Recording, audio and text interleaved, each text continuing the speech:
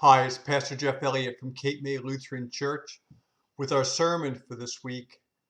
This week we're remembering the commemoration of St. Francis of Assisi. We had the blessing of the animals at our church. Well, actually on Zoom. We had our blessing of the animals service, which always we do on the commemoration of St. Francis. And our sermon this week is entitled Involuntary Monks. This year, because of the coronavirus, many of us have found ourselves as involuntary monks, spending more time alone. The vast majority of us have chosen to experience this as a hardship, as a burden. And how can it be otherwise? We long to be with, we long to embrace the people we love. But we can reframe this difficult situation in which we find ourselves. And we can choose instead to see this as an opportunity. For help in doing this, we can look to the people in the history of our planet who have voluntarily chosen to spend time alone. We can look to the monks of various cultures. The actual name monk comes from the word mono, which means alone. We can look to hermits, both religious and secular, and we can learn from them to use our time alone in order to form a deeper union with God.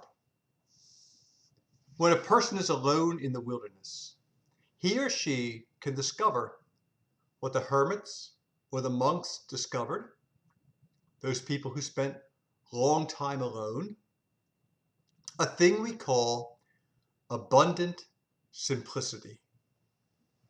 This is simplicity that is grounded in the possession of next to nothing. People who spent time alone, monks, have experienced that when we get the stuff out of our lives, we almost always discover that God rushes in to fill the void. The people who chose to live alone did not do so in order to deny themselves anything. They were seeking God. And they discovered that stuff could get in their way of achieving union with God. Now, the things that get in the way of our union with God are not only physical. There's other stuff in our lives too that can get in the way. A negative mindset can get in the way of our experiencing union with God. Prejudice and hatred can get in the way.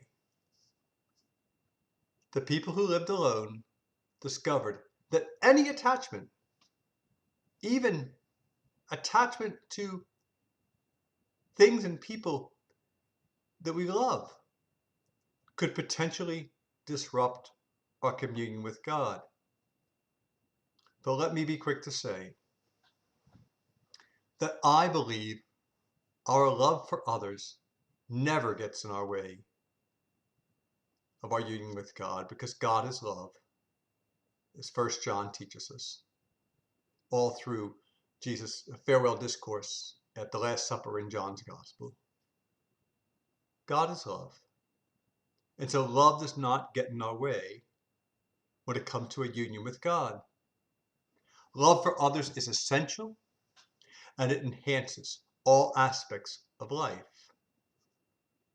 But there's something that sometimes we call love.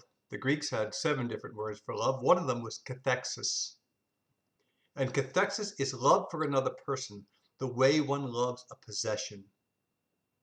Cathexis, that type of love, does get in the way of our union with God. Because people are not stuff. People are not things to possess. And when we treat another person, when we treat another autonomous being as if they were a thing, we diminish both them and ourselves. It's not love at all. Love does not seek to possess. Agape love, love of God,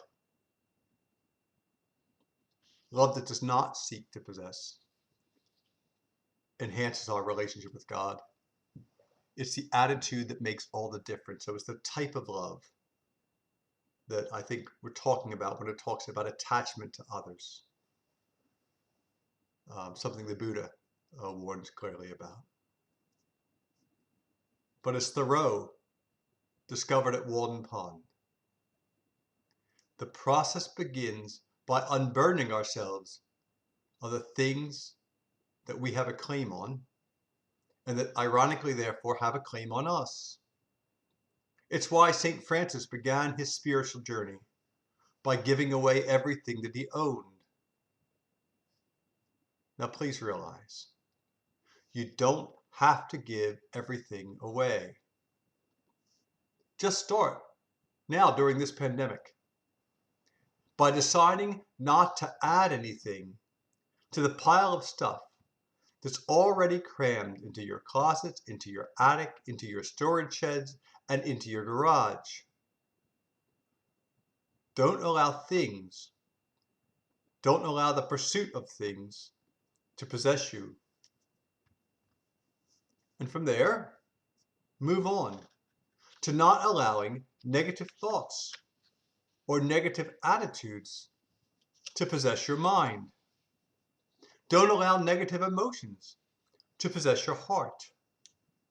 One by one, strip away those things that have a hold on you and learn to do without them. Aim at the essentials: food, clothing, and shelter. And when you create space around you, space in terms of time, space in terms of geography, God will rush in to fill the void.